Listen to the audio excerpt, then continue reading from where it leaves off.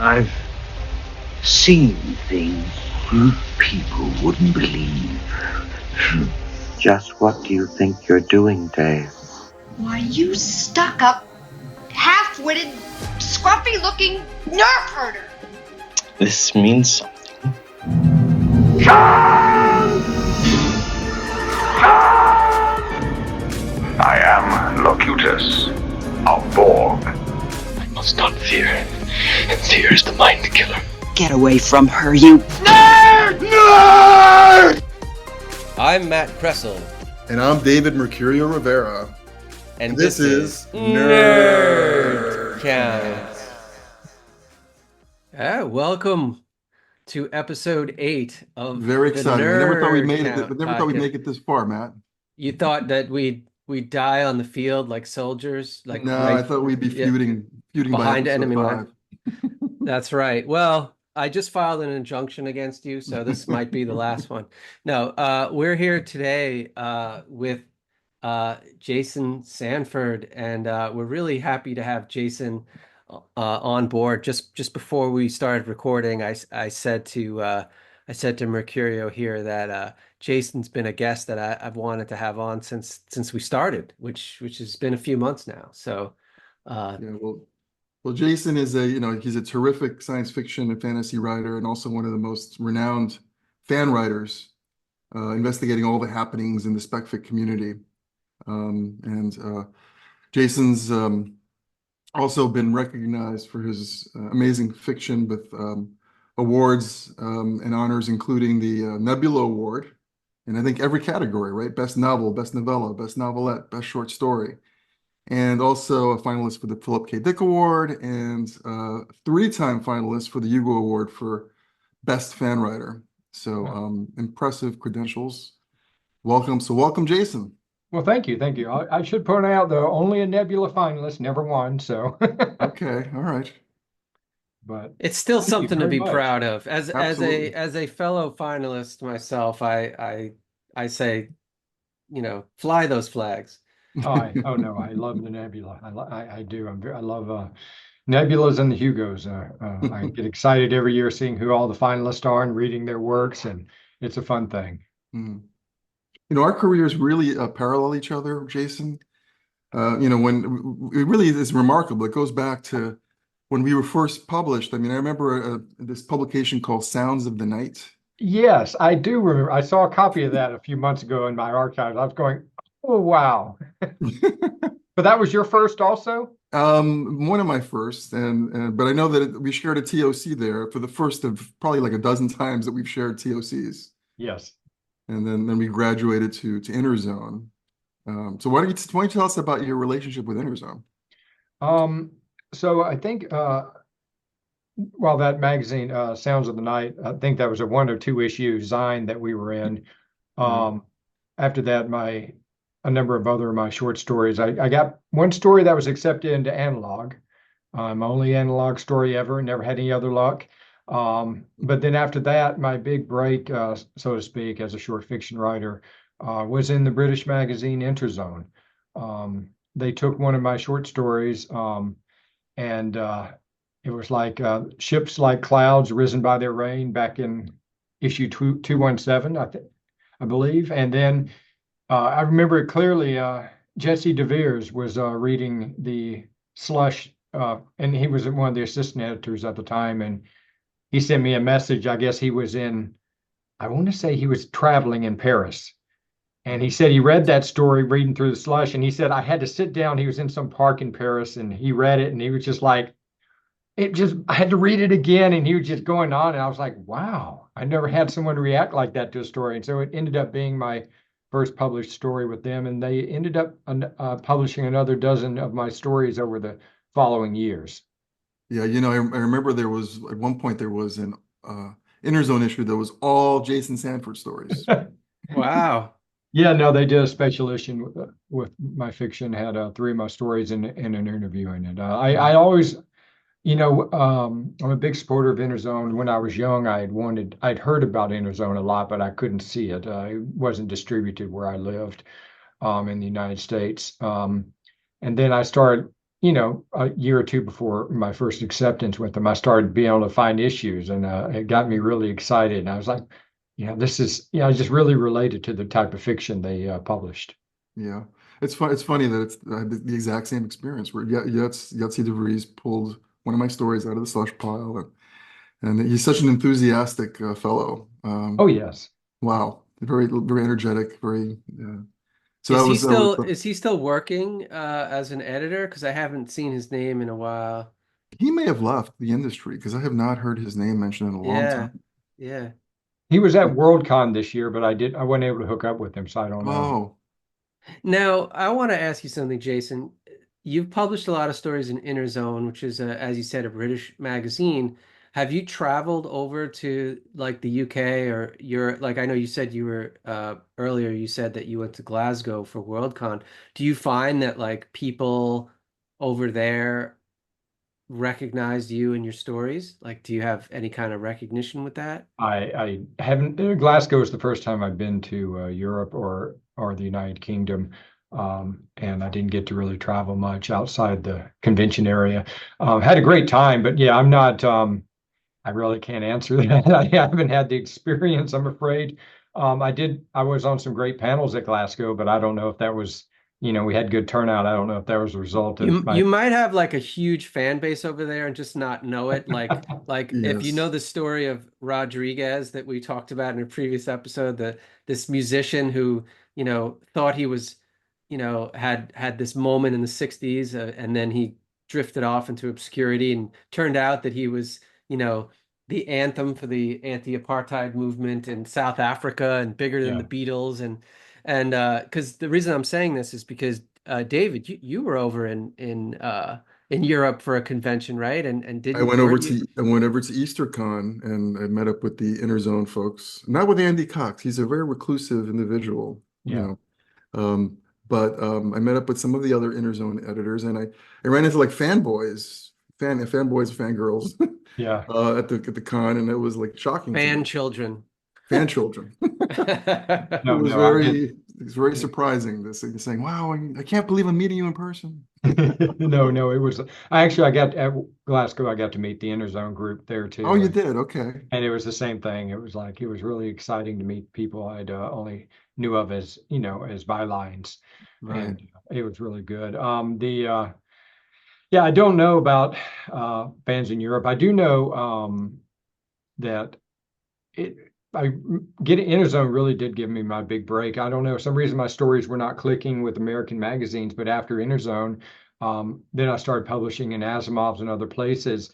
And I've met people who thought I was, we thought you were British or thought you lived in Europe because you're published in. And I was like, no, no, no, USA, Southern United States, So it was like, sometimes I find it fascinating how the different paths people take in their publishing career. You never So know how it might go. yeah, so you were where do you live now? You live in the Midwest, I do in Ohio. Ohio, and then you said you were originally from the South? Yes, I'm born and raised in Alabama. Oh, Okay. wow. Did you find like as a kid there was like a big science fiction community over there, or was it difficult to find other people that were interested in it? No, I did not connect with the community. I read a lot and I read about the genre community and conventions and all that kind of stuff, but I didn't have a means to connect with it. And it's kind of funny because my connection with the genre came through my grandfather, who was a big science fiction and fantasy fan. He had a big Mm. library, mainly paperbacks and Golden Age magazines and such. And that was my first exposure to the genre. And I think he kind of was the same way. He didn't have a way to connect to the genre community, being in Alabama either in the 30s and 40s. He also was from North Carolina, but the same there. So I read about the genre community. I read about, all this amazing stuff, but I didn't get a chance to participate until I was an adult Wow. Yeah. and actually moved elsewhere. Mm. So at what point did you decide, hey, you know what, I want to try my hand at writing? I've always wanted to be a writer since I was very young. I wrote stories in grade school, high school, all that. I think it was partly I'm, I'll lay it all out. I'm on the autistic spectrum. I also have ADHD, so I'm neurodiverse. Um, and science fiction and fantasy stories were how I came to understand the world and other people.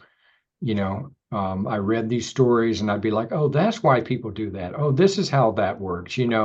Um, yes, I love the sense of wonder. I love the imaginary worlds and the you know the big thoughts and all that kind of stuff and the characters. But it was really through the stories I learned, oh, this is, okay, that it kind of helped me find my place in the world. And that was one of the reason I wanted to write my own stories Yeah, I because mean, oh, I hear similar stories from a lot of folks, whether or not they're neurodivergent, where it's like the science fiction and fantasy was a very grounding thing for them, mhm, like where it's yeah, just sort of like you feel sort of lost and maybe alone. I mean, personally, I was very on my own as a kid for a lot of times right. and make up stories in my head, and then once I found those books, that was it. Hmm. Did you take any writing classes, or did you? Um, Let me think. I took some a very good couple of writing classes in college. Mhm. I took some afterwards. I didn't have the opportunity to go to Clarion or any of the other genre workshops. Um, it was kind of, again, it wasn't really an opportunity I could take at the time. Doesn't mean I wish I could have, but I just didn't have the opportunity to do that. But yeah, I did take some writing classes. I lived in Minnesota for a while, and they have a writing center called the Loft up there, and I was in their mentor series, so I got to do mentoring with a number of authors for a year with alongside some other new writers. So I did writing classes there too. And yeah, so I've done them, but not like an intensive workshop or, a whole writing degree or an MFA or anything like that. Right. In looking at your bio, I was one thing that jumped out at me was the fact that you worked once as an archaeologist. Yes, yes, Tell us that's speak a little bit pretty about well. that. Um, I came to understand it was my ADHD was pretty evident all along, but when I was being on the spectrum, there's a whole story there which I won't get into, but it made college difficult. And archaeology, I've always had a just love of history, artifacts, ancient civilizations, the past, all that kind of thing. And archaeology, I tried a couple of different things trying to major in. I was struggling, and archaeology called to me, and it saved me, and I was able to complete my undergraduate degree. Mhm. Um, Doing that, I also did a lot of field work and worked for as a low-level archaeologist for a while, what they call a shovel bum. Basically, I'm the grunt archaeologist going out and doing work. Um, well, those with the PhDs and all that get to pontificate. I'm the one digging more. I enjoyed it greatly, and did it for a while, and then moved on. But I still read a lot about archaeology and follow everything, all the developments and stuff. It's still a passion of mine. Yeah, I Isn't bet that. Caitlin R. Kiernan, wasn't she an archaeologist? I But believe I don't so. know. I Yes. don't know Yeah. if she still does it. So did you find that work and that study influences at all anything that you're doing today or have done? Actually, yes. I'm working on a novel now, which is it's about the main character wants to be an archaeologist, is in a space opera, but the circumstances of her life don't allow her to do that. And so yeah, no, it's I still write about it. It does influence. In fact, I love I sometimes plot my stories out and stuff, but I also love discovery writing. And I've always felt that discovery writing, where you kind of find the story as you go, is somewhat like archaeology, as you're kind of you're brushing the dirt away from the artifact and revealing what you find, and revealing the story of people who are long gone. And I kind of see how writing meshes with that. So you're a pantser, as we say. I don't like that term, Okay, but what term do you prefer? discovery writing. But I Discovery mean, I'm writer. not. Okay. It's not like I'm offended by the term. I know it's in common usage, but I don't. Or weeder or cedar is Yeah, I've heard. you know,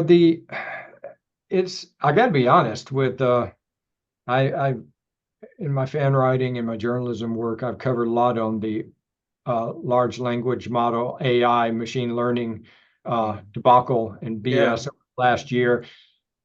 With all that going on, I got to tell you, discovery writing has a beautiful future for human writers, because that's something that absolutely the LLMs can't do. And they're Yeah. never gonna be able to do it, you Yeah. know, at least That's not have it be make sense. so I want to get into your journalism and Mhm. your nonfiction work, but before we do that, I wanted to you were also a Peace Corps volunteer, is that true? That is correct, yes. And what was that like? Oh, it was a great experience. I'd also wanted to be a Peace Corps volunteer since I was young, wanted to go overseas, um, and help build connections with people, other people around the world. Um, and I like being of service to people, to be honest. I like helping people. I like, I think there's, you know, the best things we do in life are when we help others. Mm-hmm. I taught in a junior high school in Thailand, was there Oh, for over 2 years. It was a wonderful experience. Very eye-opening. It does kind of, you know, I think I wish every American had the ability to go overseas and live for a year or two, because it really does broaden your horizon to see, what, there's a lot more than that, just what you think there is. You know? Absolutely. yeah, all these experiences you're mentioning, Jason, I'm sure that they all impact your writing. I mean, especially I find that travel, anytime I travel, I come away inspired with the Oh stories. So yeah. imagine living in Thailand for a while, also probably was helped influence you. Oh yes, absolutely it did. Yeah. So before we get into all of the whatever the hot topics of the day are in in the community, I did want to plug a little bit your novels. I mean, you've come up. I mean, I know that I personally read and loved Plaguebirds, Oh, thank you. which was nominated for the Hugo. And and you're working on a new novel. You said you want to just discuss Plaguebirds for a little bit? Sure. No, absolutely. And first of all, it came out of I wrote the first Plague Bird story was a short story that I published in the British magazine Interzone, Mhm. and it won uh, their readers poll for best story of the year. And I mean, really liked how people reacted to the characters in the world. I published another story in Interzone with the same characters, and then started work. It's like, well, I think I got a lot more stories I want to tell here, so I'm not a fan of expanding a short story to a novel. I don't feel that usually goes well. Mhm. Mm. So the first short story, is actually in a revised form, forms the first couple of chapters of the book. But then it goes on in different directions. So, it was really um, you know, it really, in hindsight, it's kind of exploring different aspects of what it's like being human and neurodiversity, even though it's not explicitly laid out like that. It's, different ways of seeing the world and experiencing the world, and how we all try to get along without killing each other.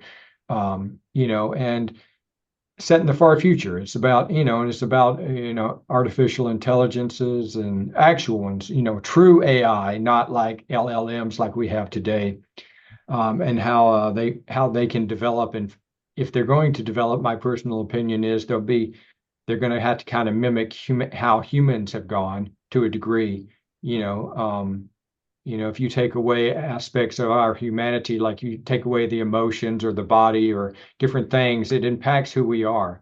And it's Yeah. the same. I think it will be the same with as AIs are developed. They're going to, it's going to be a fascinating process. But yeah, I love the stories. I've got more Plague Bird stories to Right. tell. I had one. What is a plague bird? Oh yes, a plague bird. So in this future, I guess I should have summed it up instead of going abstract. My apology. Plague birds is a far future story world where humans and artificial intelligence are living side by side, and the the sort of the judge, jury, and executioners in this world are the plague birds. They're a human AI hybrid, and basically they keep the piece, so to speak. There's more to it. Trust me, there's a lot more to it than that. Um, and they go around, they judge people and AIs who broken the rules. And then you know, if it's a severe rule, they punish them by killing them. You know, so it's you know, and I have to admit, one of my favorite things about Plague Birds is the interaction between Krista, the main character, who becomes a plague bird kind of against her will, and the AI that lives in her blood, Red Day. You know, it's fun to have one character, you know, joined character who kind of get to snark at each other all the time and who really get irritated with each other, but they can't get rid of each other. You know, it Yeah, makes for fun storytelling. absolutely it does. And you just wrote another Playbird story, right? Correct. It came out late last year in an Apex anthology, Robotic Ambitions, and Mm, I have others I'm working on. There's going to be a number of Plague Bird stories coming out in the near future. terrific. You've also Yeah, had there's a lot more I want to explore with the world and the characters. Mm. you've also had two collections out, right? Heaven's Touch and Never Never, right? Yes, all those stories were originally published in different magazines like Interzone or Asimov's, but yes. And I've got, I guess it's time, probably getting close to try to doing another collection with Wow. that's been published since then. So Mm. you're super prolific. Like I mean, you know, I from wish. my point of view, I don't know. It feels that way to me. Like, do you like how do you balance, you know, I know you said earlier that you have children and your family and then, you know, are you a full-time writer or do you No. okay. I would, So you know, it's yeah. I have a good job. I work in journalism field um, here in Ohio. More journalism adjacent right now, but I previously worked as an editor and journalist and such. But I work on um, public notice, open government issues, and other stuff. But I don't really try to bring that in. But I work in the news industry, and I enjoy that too. Mm. So like walk me through a Jason Sanford writing day. Is it like do you write in the morning before work on your lunch break? Is it late at night when the kids are asleep? Like what's your process there? I actually don't write every day. I'm unable to do that. Okay. I think with the being on the autistic spectrum and with the ADHD, I tend to, I guess, let's say it's like a volcano. It kind of Oh. builds up. I'm thinking Hmm. about stuff. I'm contemplating. I'm kind of getting, then I'll write for hours and hours and hours and very productive. Then I may go another day or two or three without writing. Um, you know, and I also, for my short fiction, I tend to jump around. I'll work on a story until I can't get it to work anymore. Again, discovery writing. Then I'll go to another story, jump back into it with fresh eyes and get that one going again. Um, Obviously, with longer works like a novel and such, I'm going to plot that out. But even there, I kind of go back and forth between different projects just to, you know, keep the momentum going. And but yeah, I don't write every day. You know, that actually when I was a younger writer, the idea that I was supposed to write every day, I had to force myself, you know, put your butt in the chair and write, actually hurt my writing, I think, because I was trying to force myself to do something that my mind could not do. Yeah. So, you know, now I've kind of found my own rhythm and stuff. And I think overall it works out. I think that's a good, very good point that finding your own rhythm. You know, I feel like a lot of beginning writers and maybe some bad teachers would be like, you have to do this. This is the way to do it. Mhm. There is no other way to do it. You have to write every day. You have to, you know, plot your stuff out or you have to do X. And, you know, one thing I've learned and I tell people, you know, who are just starting out, it's like, you know, try everything, try it all and Mhm. see what works for you and discard the stuff that doesn't work. Because not everything that works for me is going to work for you and vice versa. And, you know, try out everything. So I appreciate the fact that you're honest about that. That you don't write every day. And Daniel Jose Older talked about that. He was saying that he was an EMT for a while. Mhm. And he's like, you know, my schedule was erratic. I wrote when I could. Mhm. Um, Victor Laval said, you know, he wrote The Changeling around the time that his first child was born, I believe. It might have been his second child. And he said, he's like, I couldn't just sit and write because there wasn't time. He's like, my wife gave me 1 hour a day.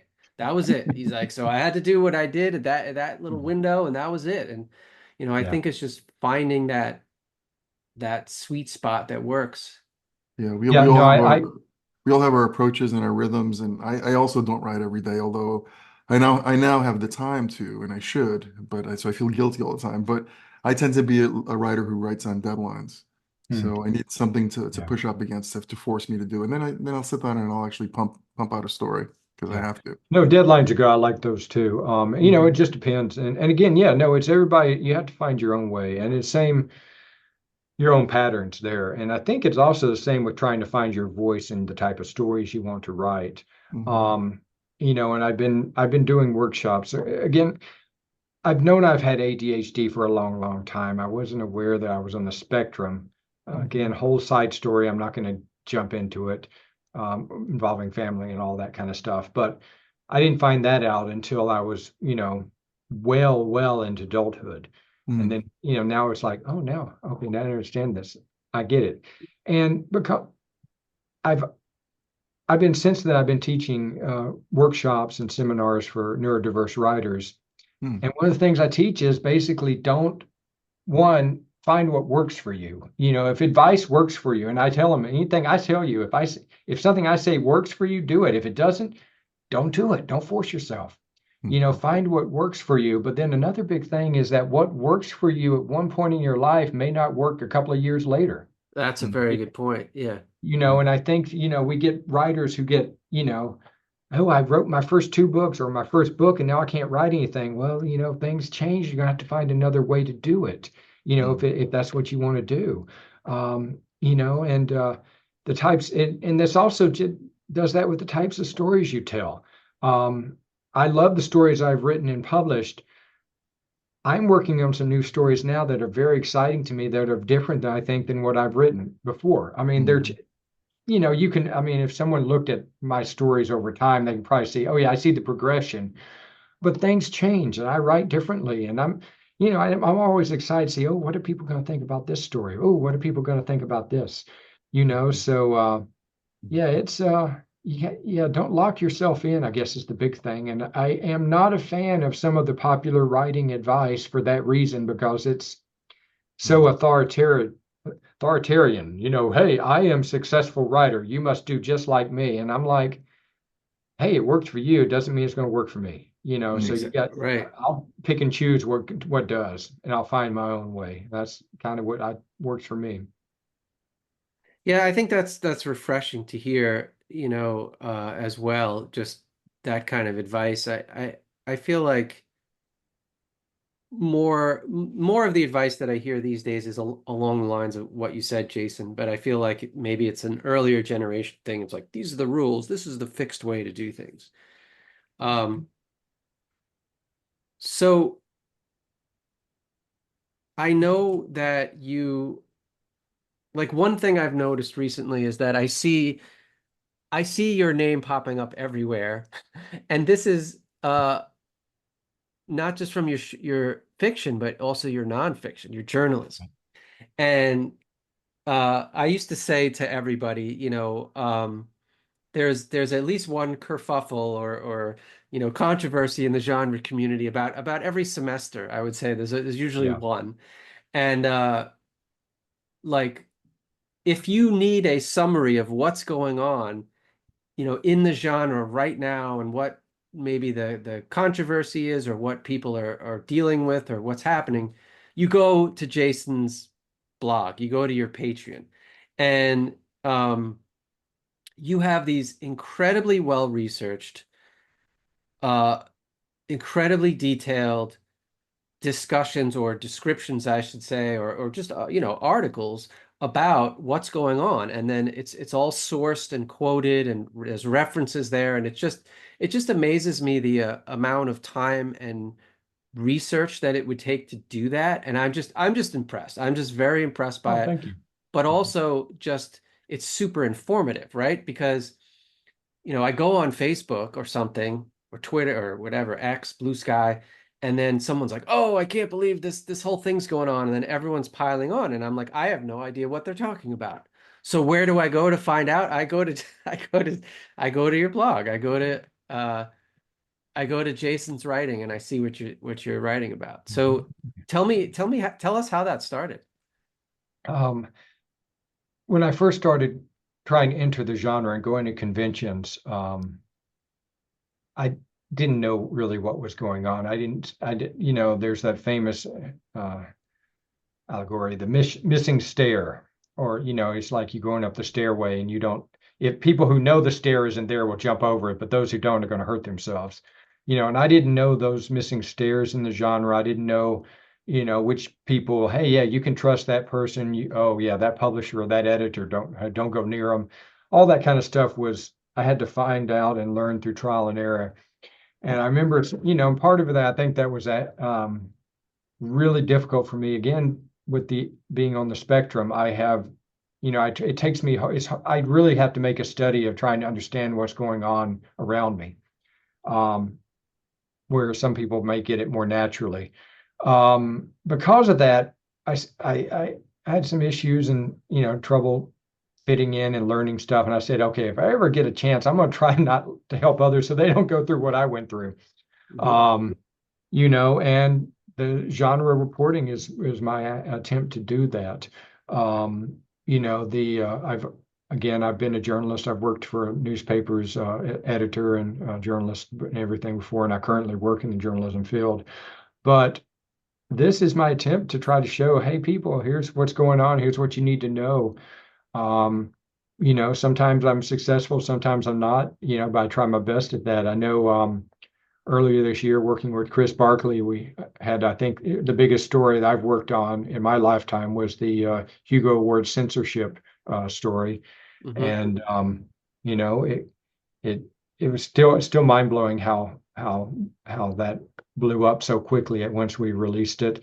But why don't you give us a little summary of what that is, what's that's about, so people know what it Oh, is. sure. Last year at the Hugo Awards were held in Chengdu, China.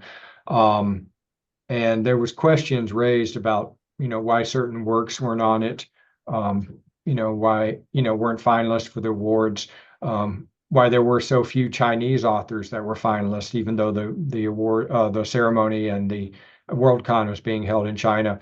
Mm-hmm. And there were questions raised and all that. Then Chris Barkley and I were able to get access to one of the Hugo Award administrators, leaked and shared with us all the inside discussions, emails, and other stuff that showed that the administrators of the Hugos, and even though, just as a side point to point out, the access information we had, this was the Canadian and American Hugo Award administrators were involved in censoring and doing political investigations on the Hugo finalists to make sure they met with what these administrators thought was Chinese law. So they kicked a number of people off, a number of works off. It appears that they were involved in kicking out tons of Chinese writers too. Because they said, it looks like there was a slate vote or something, even though the rules of the Hugos don't disallow slating. But it turns out it wasn't slating; it was just a magazine, one of the big Chinese science fiction magazines, ran a recommendation list, just like we do here. Right. Hey, check out these works. So it was like all this really bad censorship and manipulation of the votes, the nominees, and all that kind of stuff. And we wrote a report about that and kind of brought it out into the world. And then since then, it's been gratifying to see people have been taking that and digging deeper and finding out even more. And it's something that the Hugo Awards and the Worldcon and the World Science Fiction Society that runs them are going to have to definitely fix in the coming years. And they're working on it, as it does appear. Yeah, and then I also remember, by the way, your genre reporting is called the Genre Grapevine, yes, right? And then you're on Patreon and Substack, or are you just yes, one? I'm on both. Yeah, okay. No, I'm on both. And I don't. I do use the both of them to try to generate some income to support my journalistic work there. But I also allow, make it free for everyone to read, because I realize not everybody, again, I want people to have the information. Mm. I think it's worthwhile for people to subscribe just to support this kind of investigative reporting within the genre. Because a lot of times what happens is if something, let's say, gets out of the genre, like it makes national news or international news, oftentimes it's coming from the outside. And I'll give you an example, um, which you wrote about, is with the whole AI stuff, right? So Yes. when Neil Clark's World was getting inundated, they still are, but not to the same degree, inundated with AI generated submissions, you know, major media publishers like Wall Street Journal and, Wired and other big magazines and organizations were interviewing people and talking, but they were coming from the outside, and a lot of times I felt that they weren't quite Yeah. uh, getting some of the nuances of it from an Right. internal point of view, and I feel like you, as someone on the inside, are providing that, and especially with like a lot of the AI stuff. Um, can you talk to that at all about that at all? No, I think it is a valid thing is, the world has changed and the science Mhm. fiction and fantasy genre is not seen as it was 50 years ago as kind of this, aren't they weird? They're not normal. That's how the general public and the media Mhm. made it looked at science, the genre. Mm. Now the genre is respected. It is seen as influential. But that doesn't mean the mainstream media understand the nuances of what's going on in the genre. And every time usually I read a report by someone, a journalist who's not well connected or well, understanding of the genre, you go, yeah, you didn't get that right. Mhm. That's actually one reason why Chris Barkley and I decided to report on the Hugo Awards censorship controversy ourselves, instead of passing that information on to other journalists initially. We were like, we have a real duty to try to explain what the hell is going on here so people in the genre and outside the genre will understand.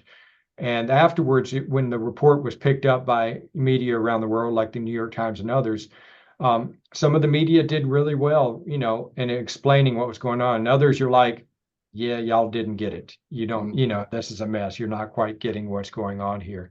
Mm. So yeah, no, it's important to, I want the genre to be accurately represented, both for people who are fans of the genre, writers, you know, everyone else in the genre, and for people outside it. It's important because what happens in the science fiction and fantasy genre tends to ripple out into the greater world. So what things we go through here, the rest of the world may go through in a year or two or three later. We saw that with the sad puppies, and Yes. we Yeah. had As Gamergate, all that kind of stuff. And then lo and behold, guess what? A lot of politics in the United States kind of started mimicking.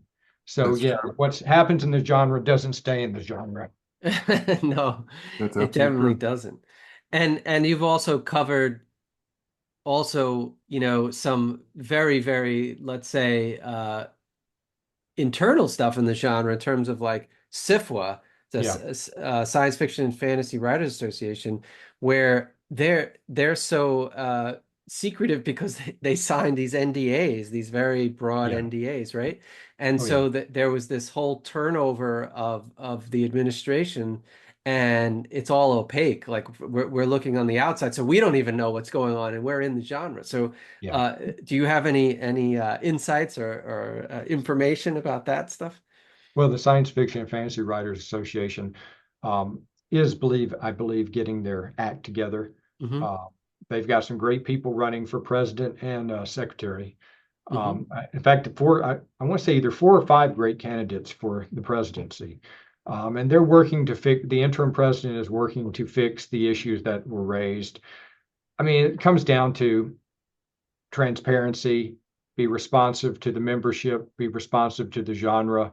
Yeah. Um, and I think, I think their hearts were in the right place, but I think they got overly secretive and they were, they were ill informed on those NDAs for certain. It's like, there's a use for NDAs. If you're dealing with someone's, and SHFWA does do it in case they have to deal with some health issues.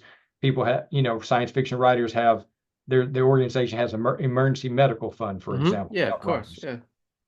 If someone applies to that, that information needs not to be shared with everyone what they're applying, why. So yes, Right. the NDAs have a place, but they were overly broad, and they actually were hurting the organization. So, but I think they're working to fix that. And I'm a big supporter of SHFWA. I ran their online auction for a couple of years. They've got some glitches now they're trying to fix.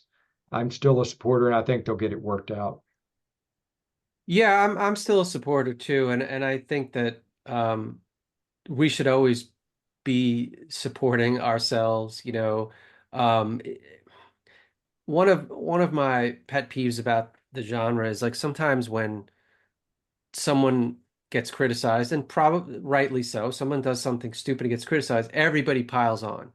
Oh So yeah. like let's say SIPWA made a mistake. All of a sudden SIPWA this, SIPWA, and I'm like, you know what? We need to support ourselves. We need to, to lift ourselves up. And I know sometimes somebody, of course, you know, some criticism is valid, let's say. Oh yeah. Right? But yeah, I'm a big fan of the genre Grapevine, and Thank you. all of you listening out there should absolutely check it out if you haven't. Super informative. If you want to know what's going on within the science fiction and fantasy writing community. Um, To sign up, how would somebody subscribe to the Grapevine, to the genre? You can check out my website, jasonsanford.com. I believe it has links to the Patreon and the Substack, or you can just Google Genre Grapevine and my name, and the options will pick up there. Again, I make it available to the public for free, but I do appreciate the people who support it and back the Patreon or subscribe to the Substack, because the money does give me the ability to do that journalism. Wonderful. yeah, I mean, the issue today, I think, and I don't know what your thoughts are, Jason, on this, is I feel like there's so much information out there. We're just inundated. We're just saturated with this information. And it's just nice to have a place where you could go and find all that information in one place, or, maybe you're not having every single detail, but there's enough of, you get enough of a summary of what's going on, that I find that super, super helpful. Do you And I got to find, be honest, that gets back to me wanting to understand the world myself. yeah, It's almost like, I see my great genre Grapevine in some ways as me. Oh yeah, this is what happened this last month in the genre, and I'm trying to keep it, straight myself. So yeah, no, I appreciate that. But yeah, I'm glad people like the column. Great. So, Jason, are you working on any recent projects that you'd like to talk about or promote? And what's the Oh latest? sure, yeah, no, What do absolutely. you, what, I have what's the project you're most excited about at the moment? Well, I have a novella that was accepted by Apex Publications. It's going to come out as a standalone book next year, called "We Who Hunt Alexanders." It is it's a fantasy, a kind of a gothic, uh, kind of dark, not horror all the way, but dark fantasy, set in a 19th century style city, where there's a monster and her mother who are trying to make their way. They live they can only feed on violent people, and they're trying to live off and survive. But the daughter is the younger monster is trying to also deal with her mother, who has certain expectations. And it's also the daughter is neurodiverse. The monster is, she does not see the world the way all the other monsters like her do. It's a fun story. I think people are going to like it. It's got quite a bit of political commentary. We got a bunch of bigots and religious jerks who are trying to shove their beliefs down the whole city's throats, and they're trying to kill the mother and her daughter. And I think I really love the story, and it'll be coming out from Apex probably later next year. I'm not sure. I don't have a publication date yet. So, but Okay. And you're working on a new novel? I am working on a new novel. I'm actually working on two things. The novel is a space opera, a neurodiverse young woman who wanted to be an archaeologist, and because of circumstances can't, um, but gets, let's just say, I'm not a fan of big corporations. I see big corporations as kind of just like criminals. So in this space opera universe, guess what? It's kind of it's kind of criminals everywhere. And so she's gets tied up in some fun stuff, some pirating and stuff like that. While still getting a chance in her own way, finding a way to do what she cares about, their archaeology. And then I'm working on finishing up a novel based on I published a number of stories, Blood Grains. World. It's a far future where these nanotechnology is used to keep the earth pristine and keep people from harming the environment. It's a novel, and I'm just finishing up some work on that. So a number of these stories were published in Beneath Ceaseless Skies. So that one I'm actually hoping to send my agent in the very near future. Did you mention the name of the novella? What was the name of it? We Who Hunt Alexanders. Oh, right. I love the title. That's a great title. I wanted to ask you about that. Did you set out to write, did you say I'm going to write a novella, or did it just kind of end up that length, or? It was supposed to be a novelette. Okay. I wrote the novelette, and was it maybe about 10,000 words or so, maybe 12,000, and actually submitted it to Scott Andrews, who edits and publishes Beneath Ceaseless Skies. Mm-hmm. And he rejected it. He said, this doesn't quite work. And I kept playing with it, and I was like, the reason it doesn't work is because I tried to rush it too much. So I worked on it more, and it ended up, to tell the story properly, it was a 32,000 word novella. Okay. But it really, sometimes that's how it goes. Yeah, I mean, novellas, I feel there's a lot more markets for them today. There was a period where they were just really hard to sell, and now it's like I feel it's a good length for people who want to just sink their teeth into a novel, a story a little bit longer, but it's not a door stopper. Right. I struggle sometimes with focus and attention, and so I noticed that the books that I have been choosing were shorter and shorter, and they're basically becoming pamphlets. And then I was like, no, I actually recently read this 680 page giant book from the 1920s, but just to force myself to get through it. But no, novella is a great length, and all those stories that you mentioned sound really great. So do you you jump around a lot? Do you like work on one thing and then you hit a block and then you go to the next? Is that? Yeah, I do tend to jump around a lot. Now with a novel, I can jump around in the novel and work on it. But for short fiction, yes, absolutely. For short fiction, yes. I can, if I'm focused on a novel, if I jump around, it's to different section. If I get bogged down in one section of the novel, I'll jump to another section and work on it there. And I thought also find it interesting that you said an editor, Scott Andrews, said, "Oh, you know what? It's not working for me." And then you went and you revised it, and then you sent it to another publisher, and then they loved it and they're going to publish it. So it's like, I think that's an important thing to note for beginning authors. It's like, just because you get a rejection doesn't necessarily mean that the idea is bad or flawed or. Oh, no. Yeah. And I will say, Scott gave amazing feedback on it too. He told me what wasn't working for him, what worked, what didn't. He did like a lot of it. It was just at that length it did not work. And I do think his feedback helped me turn it into the novella that it is today. I believe he gives feedback at least one sentence to every single author who submits to him, which I just find insane. He's actually an excellent editor. I Yes. think he's one of the best in the genre. And for new writers, I always suggest to check out Beneath Ceaseless Skies because he is very open to new writers, but also he Hmm. gives great feedback. Yeah. His editing is like, Yeah. wow. Hmm. Matt, you're going to be interviewing Scott, aren't you? At Yeah, World. for the World Fantasy Convention, I'm doing the guest of honor interview with Scott. So that's some of the topics I'm going to bring up are his editing, of course. But yeah, that should be fun. So you said, Jason, that you're not going to World Fantasy, correct?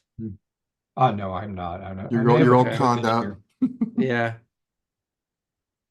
Do you think that like how do you feel about cons for writers? Like if a young writer came up to you and said, should I go to conventions? What would you say to them?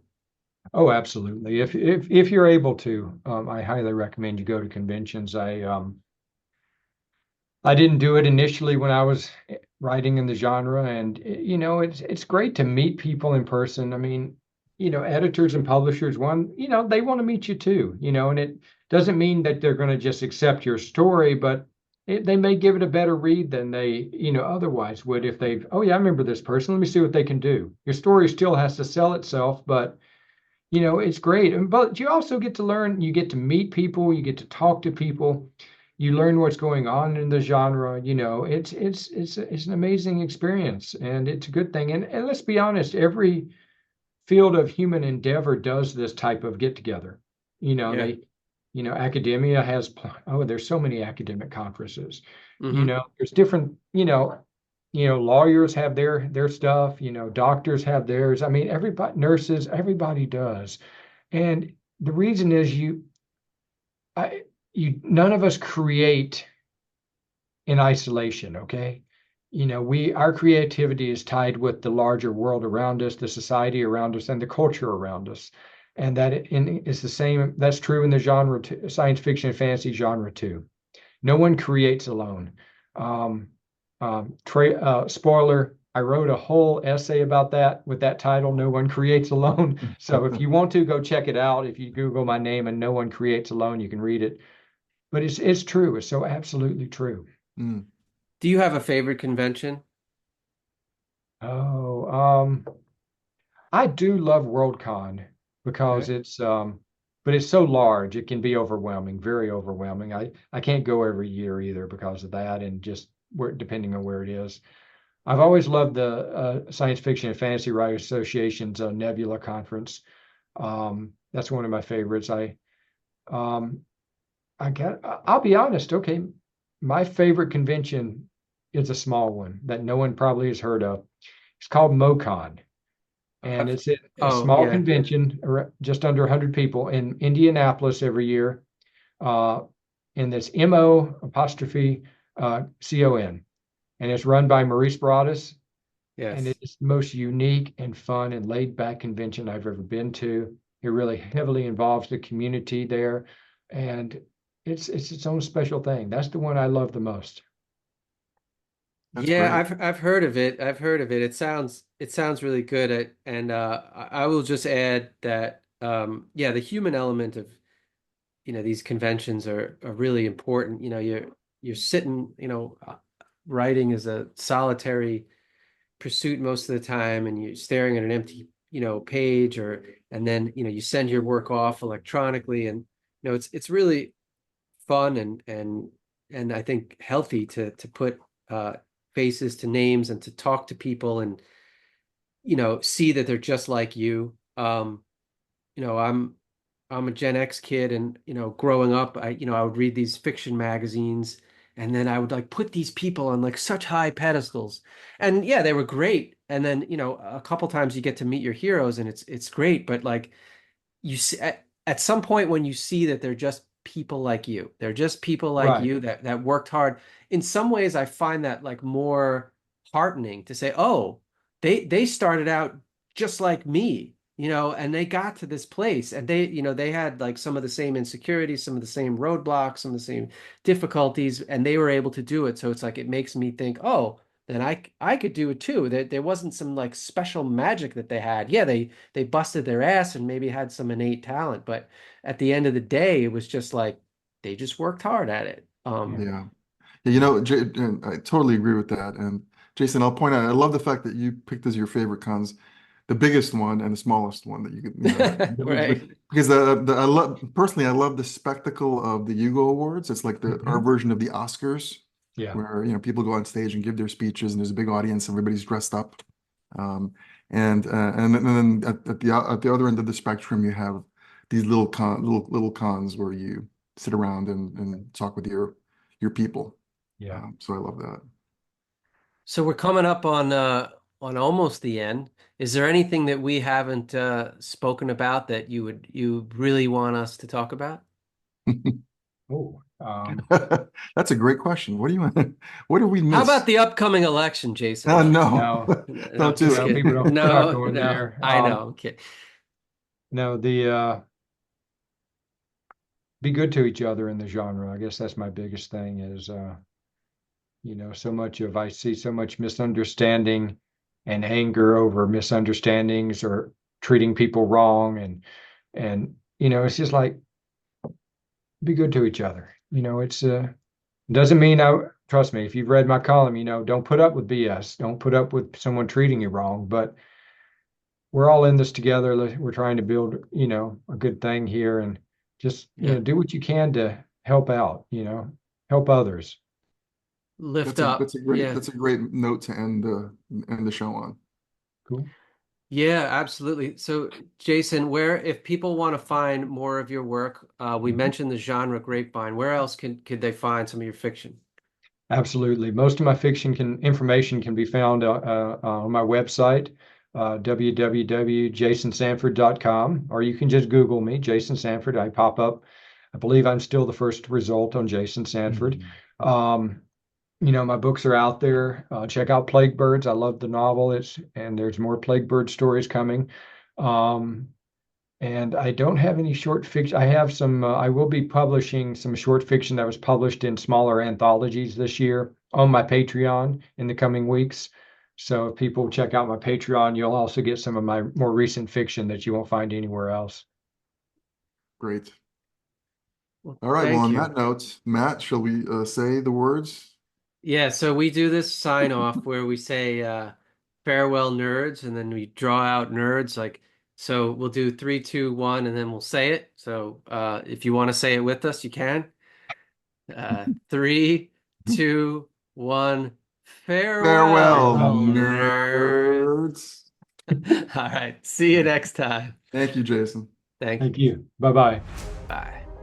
You have been listening to the Nerd Count Podcast. That's our show. But if you want more shows, check us out at nerdcountpodcast.com or your favorite podcasting site. See you next time. Get those nerds!